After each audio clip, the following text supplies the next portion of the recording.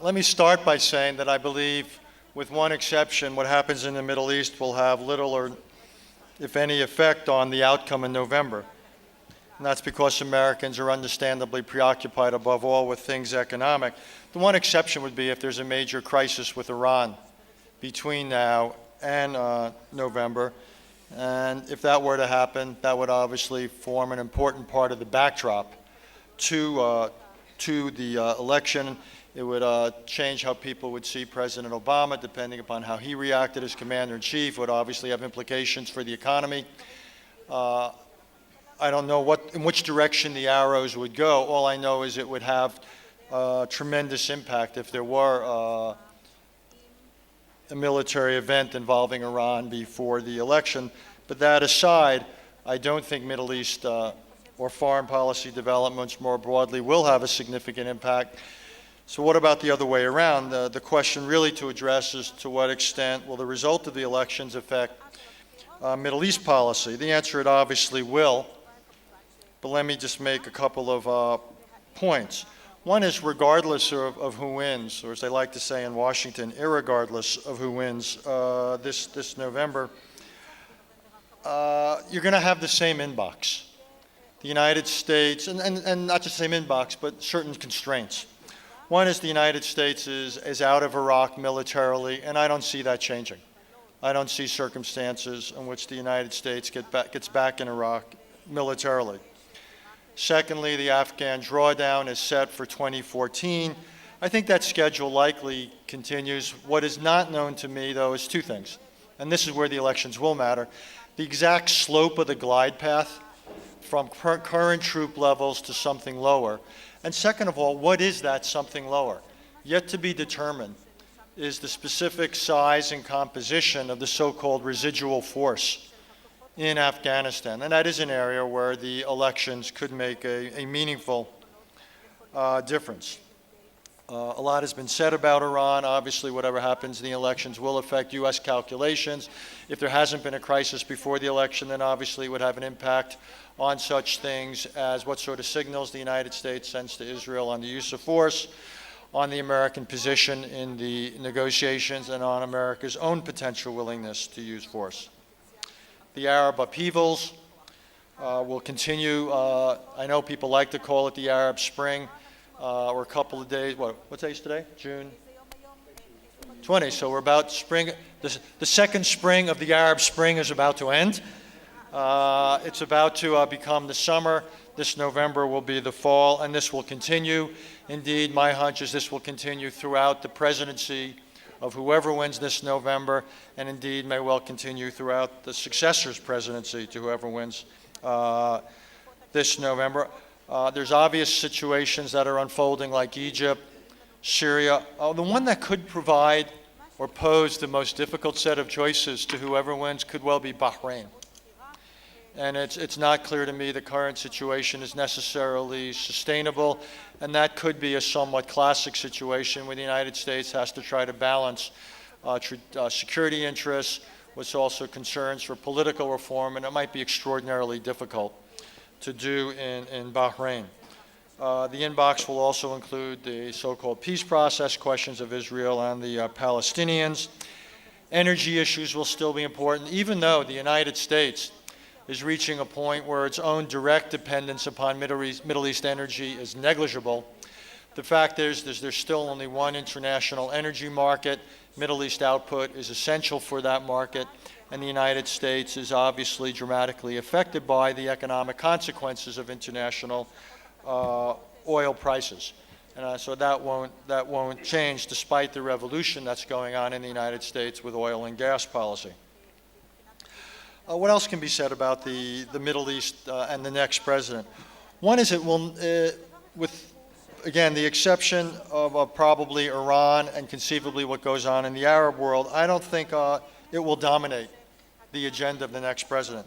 Domestic issues likely will, and this includes things like the economy, budget questions. Indeed, during the interregnum between the November election and the inauguration in January, the United States has to go through a series of potentially far-reaching events, the expiration of the Bush administration's tax cuts, among them. We're going to have to go through another debate about raising the federal debt ceiling early on in 2013 and so forth. So all sorts of economic issues are going to be coming to the fore during the transition, whether to Obama 2 or Romney 1. And this set of issues is not going to go away anytime soon. Same thing can be said for immigration issues, kindergarten through 12 schooling, the whole crisis in American public education, the dramatic underfunding of American infrastructure. Domestic issues are likely to dominate the next administration, and foreign policy issues other than the Middle East, though, will also be out there. What happens in Europe? We talked about it a lot yesterday, but the current crisis in Europe, again, is likely to be prolonged, is more likely to be measured in years rather than months.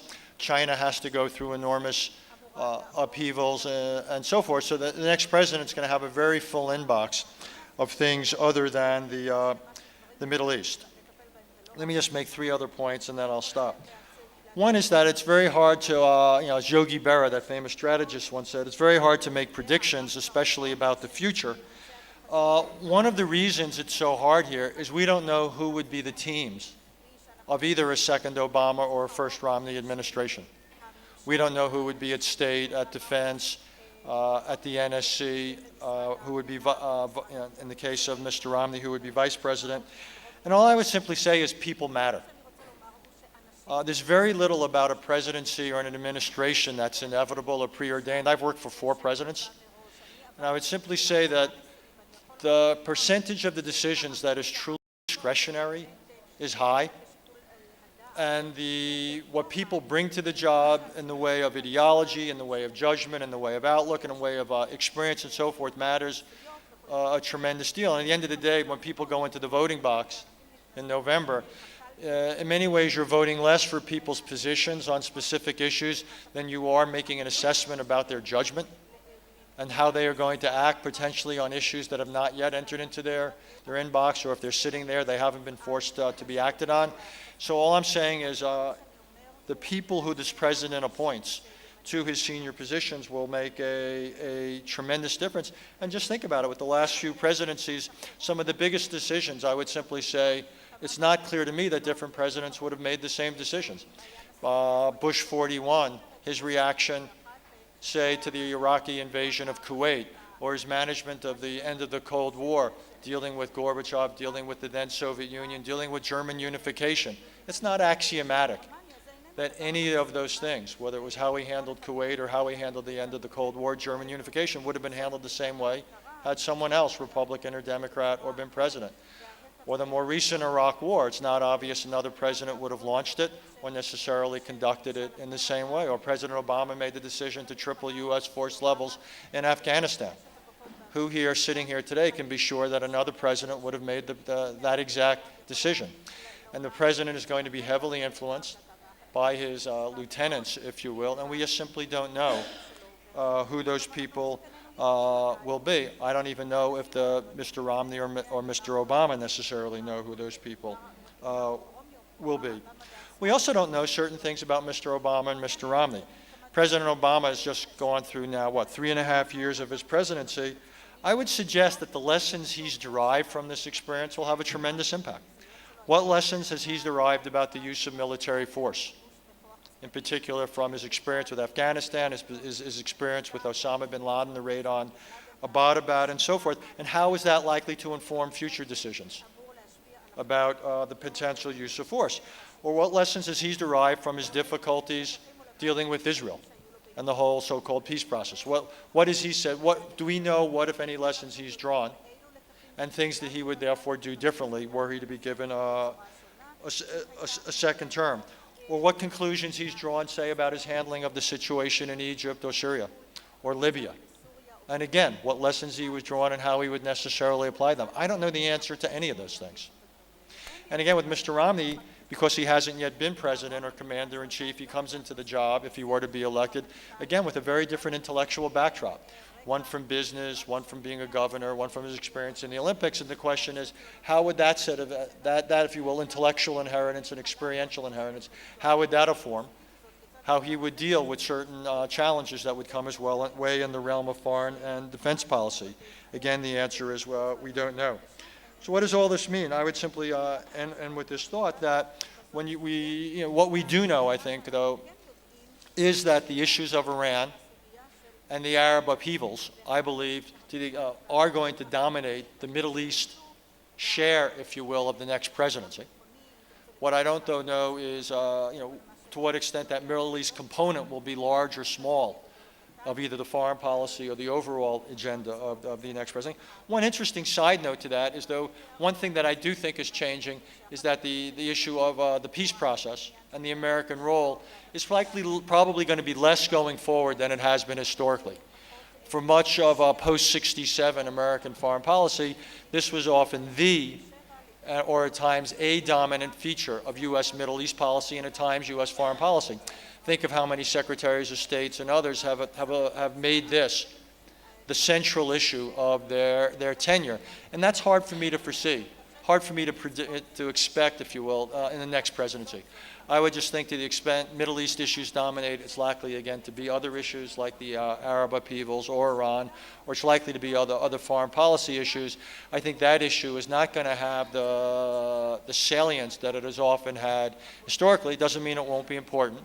It will still be important, but again, I don't think it will dominate American energies that much at those levels, and it will probably mean that the responsibility for that set of issues is likely to devolve somewhat more onto Israel and onto the Palestinians themselves. But I think, if you will, the American era of dominating the Israeli-Palestinian peace process, I wouldn't say is over, but the American era of domination is probably now behind us.